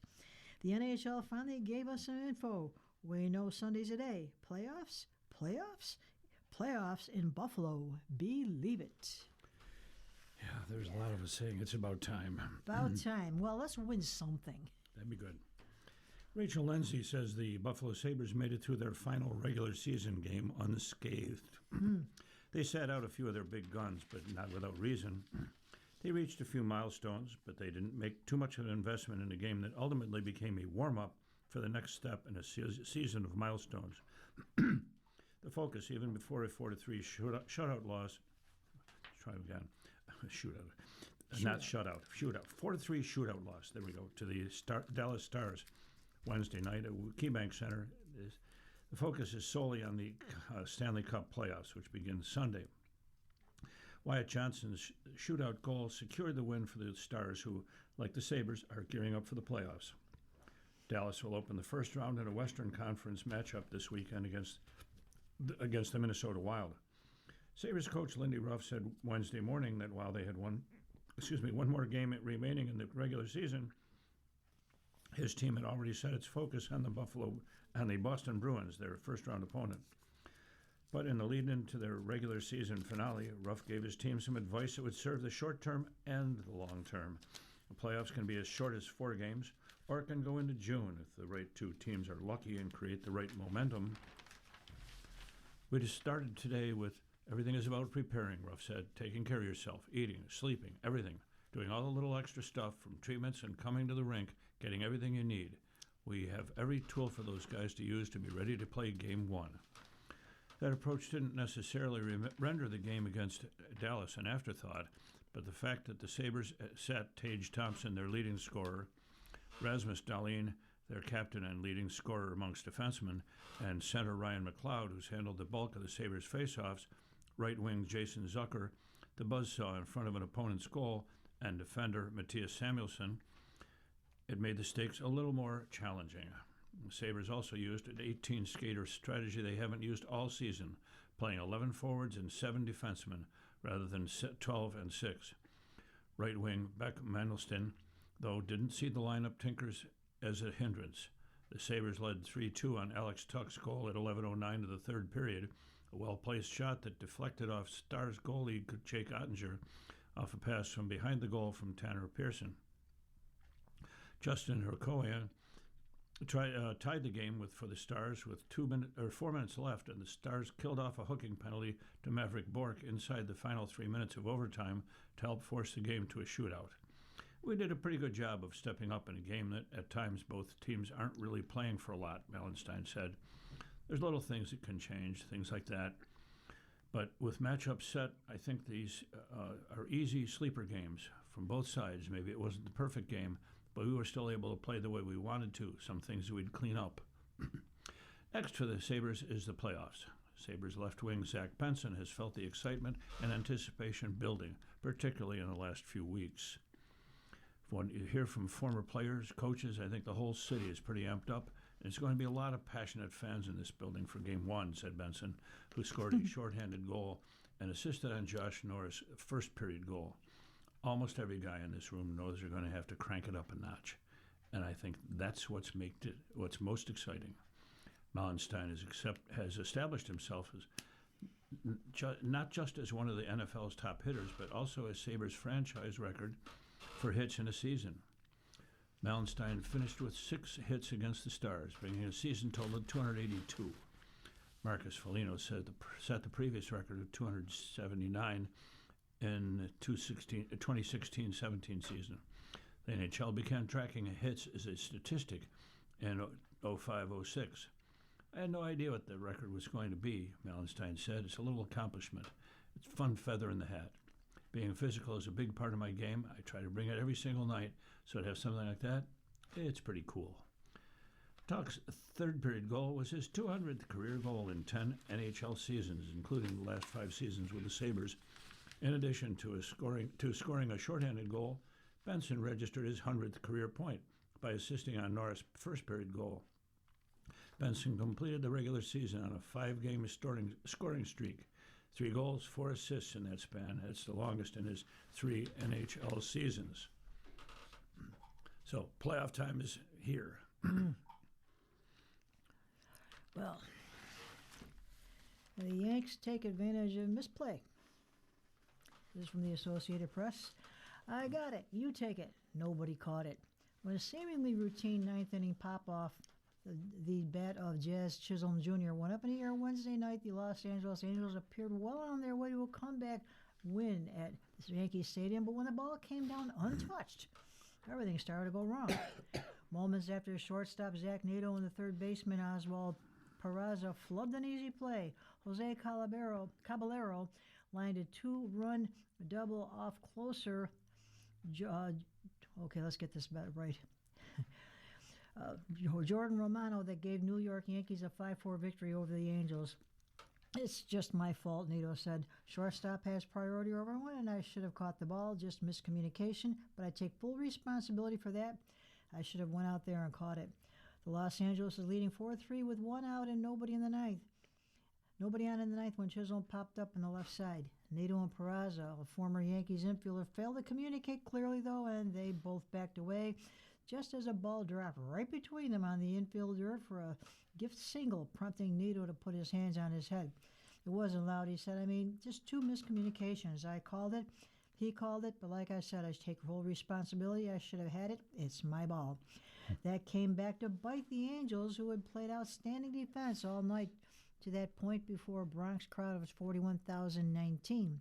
Austin Wells worked a full count walk against Romano, and both runners were attempting to steal when Caballero smacked a 1-2 slider into left center. Chisholm easily scored the tying run, and third base coach Luis Rojas aggressively waved Wells home. The catcher barely beat Nito's relay throw to the plate with a feet-first slide, and the safe call was confirmed after a replay review. Obviously, one of them thought somebody called it, and then they both stopped going after it. Angels manager Kurt Suzuki said, "That was a tough one, you know. It was a tough one. Because, like, it was really just the simple answers, miscommunication." It was a second and blown save and loss in the series for Romano, who squandered a 2-run lead in the ninth inning of Monday night's 11-10 defeat. Wow. Adam Frazier and Logan O'Hoppe each hit a solo homer off Yankee starter Louis Gill.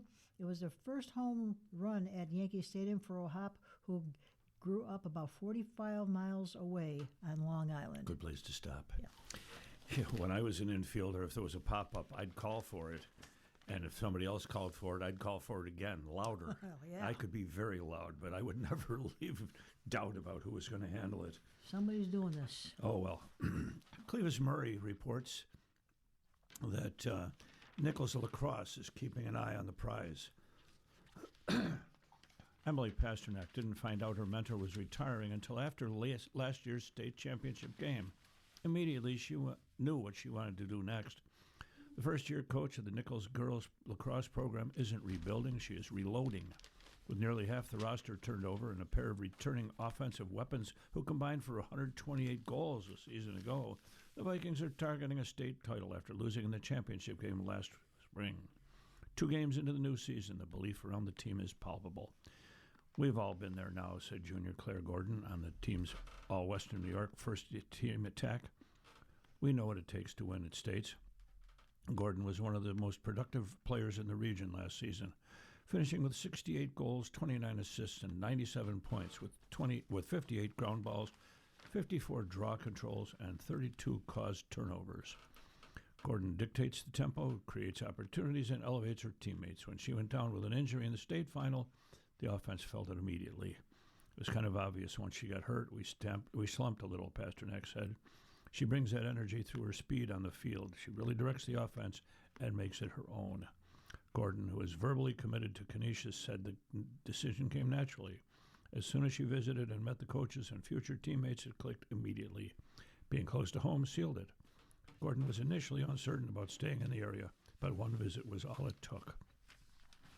Running alongside Gordon is senior captain Gwen Scheelein, who posted 60 goals and 18 assists for 78 points last season. She's been a fixture in this program since her freshman year. She was voted captain by overwhelming majority, a testament to not just her production, but the trust and beliefs her teammates have had in her.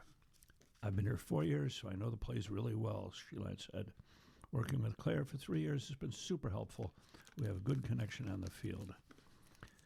You could see the motivation and dedication within her, Pasternak said. It was exciting to watch her go from playing on the sidelines, watching her sister's tournaments, to succeeding in her own right. The challenge this year is steep. Nearly half the roster is new, with freshmen and sophomores stepping into roles occupied by seniors a year ago. The chemistry is still forming, the reps are still accumulating, and the margin for error remains thin, especially come playoff time.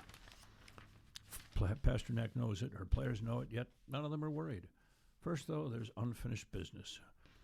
Nichols opens its playoff push through the Monsignor Martin with eyes fixed squarely on a return trip to the state championship, this time in New York City, where reaching the final will require winning a semifinal too, making the path to the ultimate prize harder for a new roster. "We know what it takes," Gordon said. "Now we just have to go do it." We wish them luck. Wish them luck. Well, it's 33 minutes past the hour, and you're listening to Reading of Today's Buffalo News on your Niagara Frontier Radio Reading Service, and we are moving on to advice from our Eric Thomas. Asking Eric. Dear Eric, I have been in a relationship with a man for several years, and in so many ways we truly connect. He's kind, loyal, and we get along beautifully. But lately I've been feeling unsure about where things are heading. It feels like we're stuck in a place that's more friendship than partnership, and my heart wants something deeper. He has a daughter who's 35, and life has been challenging for her. She leans heavily on the people around her, and because he loves his family so much, he often steps in to help. Whether it's work, childcare, transportation, or bills, someone always seems to rescue her, and he carries a lot of that weight. I can see how much stress it puts on him, and it hurts to watch his anxiety rise as he tries to hold everything together. Recently, she started a new job, and instead of using daycare to get her daughter to school, he's now responsible for the daily school drop-off, too. He tries so hard to be there for everyone, but I worry he's losing himself in the process. I care deeply for this man, and I want a real committed relationship with him, one where we can build a life together, not just circle around the chaos of others. I'm feeling torn and unsure of what steps to take next. And it's signed, Confused in Iowa. And he answers, Dear Confused, you sound like it's very possible for you to get what you're hoping for without your partner having to compromise his relationship with his daughter should he feel he needs to keep helping her, but it's going to take an honest, vulnerable conversation about where you both are and what you want. One of the privileges of being in a long-term relationship is that you get to know a person through many stages and phases of their life. There can be a lot of joy in discovering who your partner is becoming and fall in love with that person too. However, this can also be very challenging. It sounds like the demands of your partner's life are bringing out a new side of him and is presenting a challenge for you both. It can be extremely beneficial to get in the habit of doing relationship check-ins. These can be low pressure, even joyful conversations about where each of you is, where you want to go, what's working, what's not, and more. Start by having one of these conversations with your partner.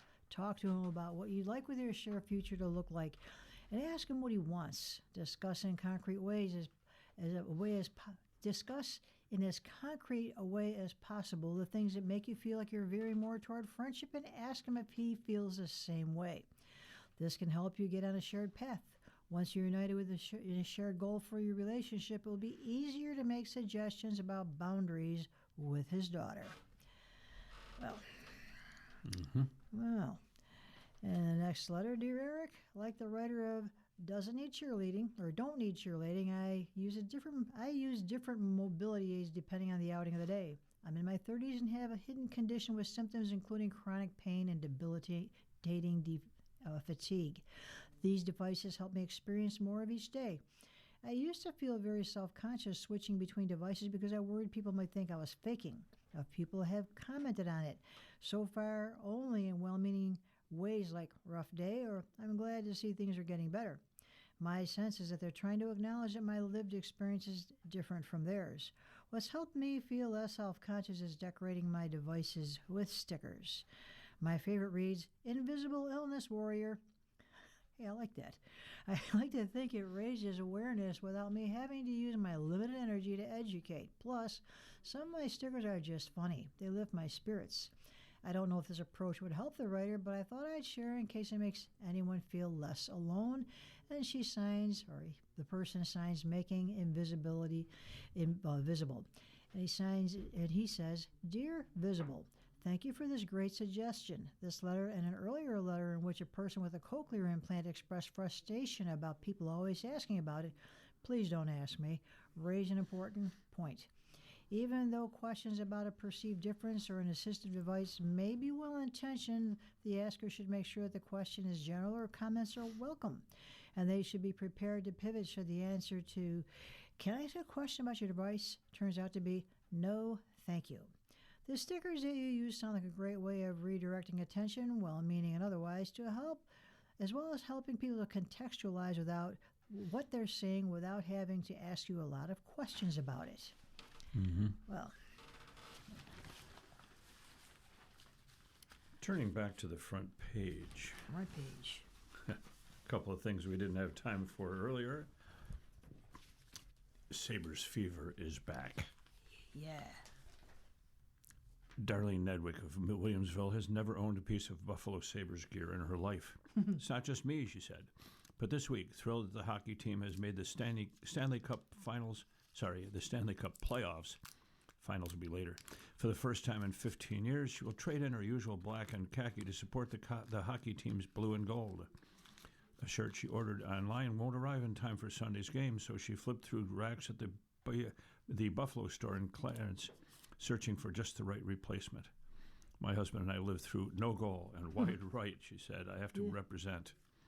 She is not the only one rushing out to shop all things Sabres. For Western New York retailers, as well as the Sabres and their retail and concessions partners, the return to the playoffs after an NHL record drought of 14 years is more than just a feel-good underdog story. It's a bottom-line booster. And local stores are doing their best to cash in.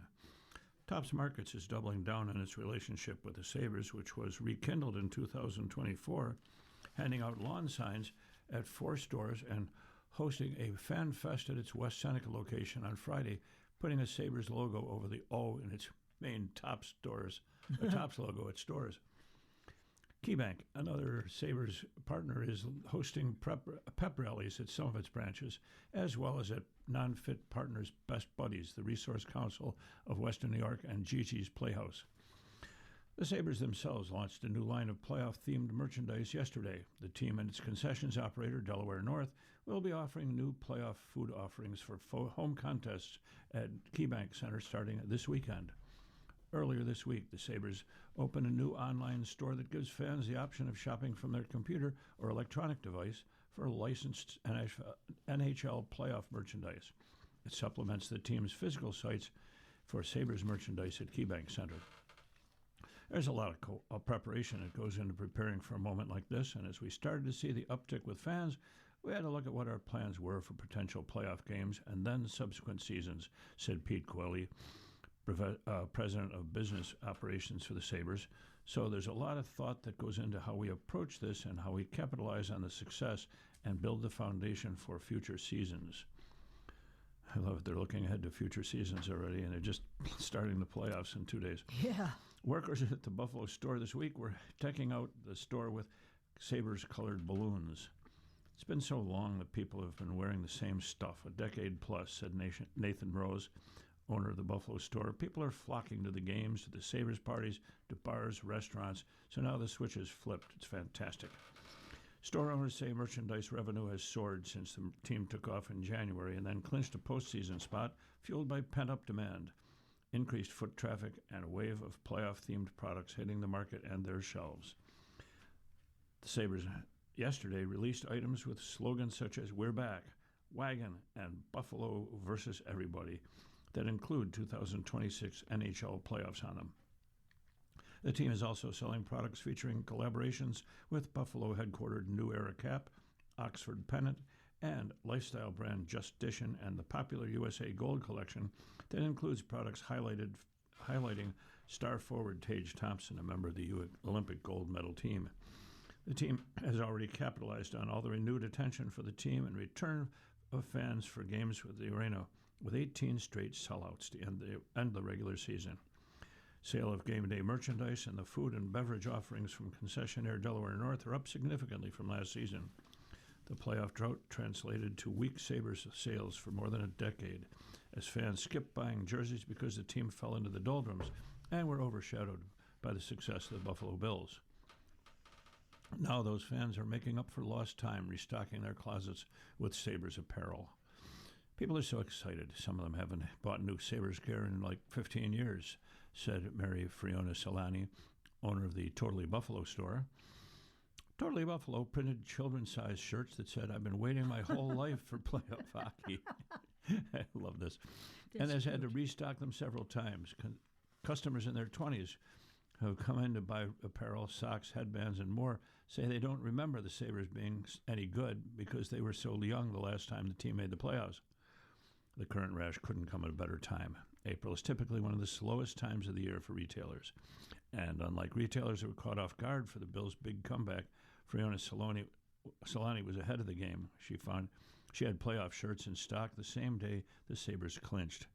My husband, who's a huge sports guy, said, "These Sabres are going to be something else. Get ready," she said. "I had to clearance everything Sabres last year, so I was a little bit apprehensive, but he talked me into it." Fans are buying a little bit of everything, but mostly apparel, accessories, and home goods such as flags and lawn signs, retailers said. And they're not buying just one shirt. They're buying several pieces to wear to separate events. People are eating it up, Rose said. Sabres fever is back. The team's sales of game day merchandise are up 43% from this time last year, a number that continues to climb as new products are released and the team continues to enjoy success. As of February, the sale of food and beverage products was also up 17%. With the team selling out every game since January 14th, that number is only climbing. Team merchandise has seen a huge spike this year with unprecedented demand for items, including selling out several new product launches this year, the Sabres said. The sale of team-branded merchandise, from hats and sweatshirts to pucks and T-shirts, is an important source of revenue for the Sabres and other NHL teams. The postseason is also an opportunity for Delaware North to dig on new offerings. Some of the new playoff food and dessert items will include special vessels such as a rink, helmet, and wagon. Playoff items introduced yesterday at KeyBank Center include the Teamer banner, the Tomer Bomber meatball sandwich, served in a custom Sabres wagon box, pretzel bites and a souvenir helmet, and return of the Dominator. The return of the Dominator, that'd be exciting, wouldn't it? Burger and biscuit. There are also an array of new desserts and food and club and sweet food options. This season has been fantastic for us, said Michael Buonopane, executive chef for Delaware North at KeyBank Center. We have the opportunity to employ more and more Buffalo culinarians and more students who want to become chefs. It gives us more opportunity to be creative and try things. Tops, the official grocer of the team, is going beyond its logo switch. The grocer's Sabres-themed cakes and bakery options are a hit, and it sells reusable Sabres bags with proceeds going to Tops in Education, which donates money to local schools. Today, 4 Tops stores will give away 1,500 Let's Go Buffaloes lawn signs at 890 Young Street in the city of Tonawanda, 2351 Maple Road in Amherst, 4777 Transit Road in Depew, and 355 Orchard Park Road in West Seneca. The giveaway goes from 4 to 6 p.m. while supplies last. Tops also is hosting a Sabres Fan Fest from 4 to 6 p.m. today at 355 Orchard Park Road in West Seneca, with appearances by Sabres alumni, including Rob Ray, a visit from team mascot Sabretooth, live entertainment, and other activities. This chain has loaded its stores with Sabres merchandise and is offering a coupon for $10 off a $50 Sabres purchase. Sabres merchandise is flying off our shelves, said Kathleen Sauter, a top spokesperson. You're going to read that party story, right? Yeah. Excellent. Well, while we're on that same vein of the Sabres, Mike Petro writes us, pre-game party in the Plaza returns. The Buffalo Sabres are hoping to create excitement both inside and outside KeyBank Center during the home playoff games. The party in the Plaza is returning after the team ended its 14-year playoff drought, and the team is expecting big crowds. For every home game, including Sunday's playoff opener, there will be a Saberhood block party featuring a pregame party in the Plaza and the Ticketmaster Alumni Plaza, and then a watch party at Canalside. Oh, that sounds like fun. The pregame party is where fans can enjoy music, photo opportunities, and alumni appearances, food, drink, and merch stations, and activities in Ticketmaster Alumni Plaza. Watch parties, which will be free and open to the public, will feature a large screen showing the game, along with on-stage entertainment and food and beer trucks. There will be a main viewing screen on this. There will be a main viewing screen on this stage and secondary viewing screen. Ooh. The weather on Sunday, however, may not be ideal for a party. No, the forecast calls for a high of 44 and afternoon showers. Well, boo nature. The Sabres are trying to go above and beyond to make this special for fans who've endured the 14-year playoff drought and those who may not have ever seen the team in a postseason game. The gatherings are also a chance to accommodate fans who could not get home game tickets, whether because of access or price, and provide them with the opportunity to congregate with other fans to root on the Sabres. The team is asking fans to RSVP online if they'll be attending the watch party. Bringing in chairs and umbrellas will not be permitted. It's a special time. We know everyone wants to be a part of it, and our fans deserve to be a part of it, said Pete Gwelly, Buffalo Sabres president of business operations.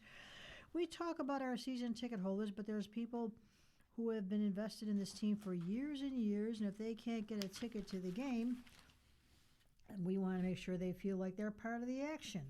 The Sabres will also be teaming up with Seneca Resort and Casinos to host watch parties for select road playoff games. That will likely include game number 3 next week. For those with tickets to go to first-round home games, the Sabres will be giving away commemorative rally towels at every playoff home game. Each towel will feature a unique slogan which will be unveiled the days before each game. The first slogan for Game 1 will be, "We're back." I want one. "We're going to be ready," Gwelly said. "We know the building will be completely sold out, and I would anticipate just as many fans coming down for the party in the plaza and to go over to Canal Side, but this is a great footprint and has grown dramatically since the last time we were in the playoffs." Oh, a couple of happy stories.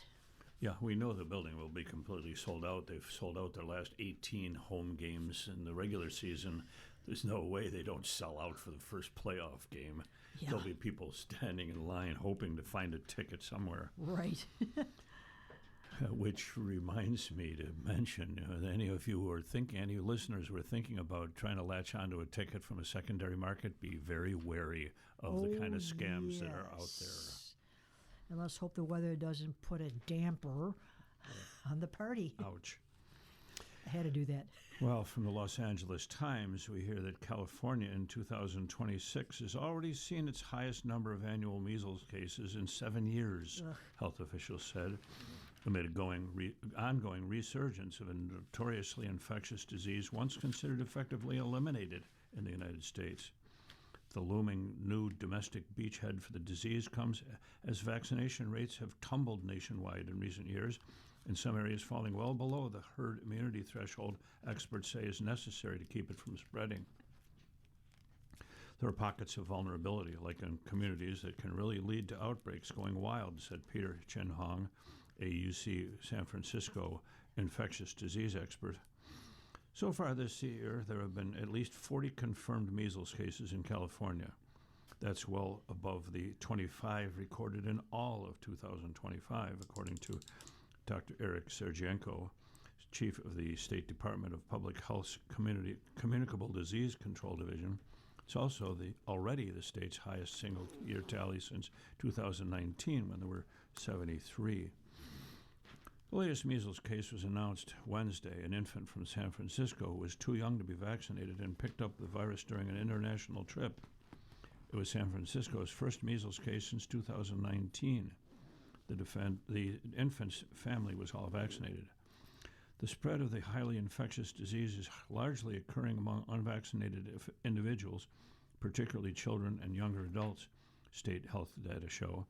Of the first 39 measles cases reported this year in California, 95% were among people who were unvaccinated or had an unknown immunization status, and 85% were individuals under age 20, Sergienko said in a briefing to health professionals this week.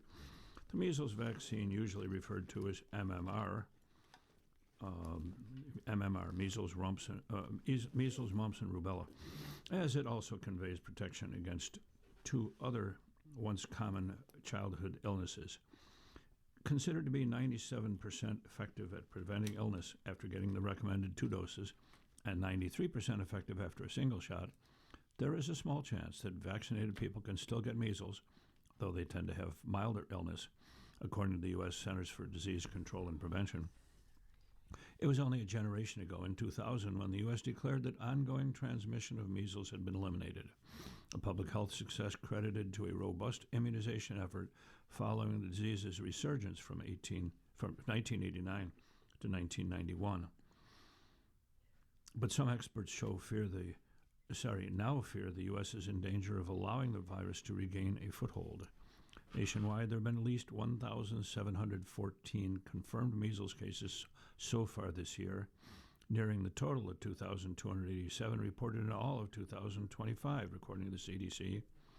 The number of cases recorded in 2025 was the highest single-year tally since 1991. An overwhelming majority of them, 90%, were linked to an outbreak. Out of every 10,000 people who get measles, 500 children are statistically likely to get pneumonia, and up to 30 of them could die, Sergienko said. 3 measles deaths were reported nationally last year, 2 among unvaccinated school-age children in Texas and 1 in an unvaccinated adult in New Mexico. Children typically receive their first MMR dose when they are 12 to 15 months old and the second when they are 4 to 6 years old. According to the CDC, babies aged 6 months to 11 months and traveling internationally should get a dose but should still get the standard 2-dose series after their first birthday, the CDC says. Measles is one of the most contagious viruses known to humans. It can spread through coughing and sneezing and remain infectious in the air up to 2 hours after an infected person has left the room. Ugh. Health officials urge people to get up to date on the measles vaccine if they haven't done so. Yeah. You've been listening to a reading of articles and features from the Buffalo News for today, Friday, April 17th. We read the Buffalo News live on weekday and Sunday mornings at 9 a.m. and rebroadcast at 4 p.m. We're about to sign off here. We have a couple of charming little cartoons. Yes. I guess we'll go with Family Circus. Dolly is explaining to her 2 brothers, all jurors do is sit on a box and listen to people swear. For more information about anything you heard today, call us at 716-821-5555. Your readers today have been JJ Patek. and Don Williams. Thank you for listening. If you or people you know shop at any of the Dash's supermarkets, please save Dash's register tapes for radio reading. Our agency receives $2 for every $100 in Dash's register tapes. Radio reading has raised thousands of dollars so far. Anyone can drop off their Dash's tapes to the Niagara Frontier Radio Reading Service at 1199 Harlem Road, Cheektowaga, between William and Clinton Streets. Or Dash's tapes can be mailed to the Niagara Frontier Radio Reading Service at 1199 Harlem Road, Cheektowaga, New York, 14227. Any questions on Dash's tapes for radio reading? Call us at 716-821-5555, and thanks for caring.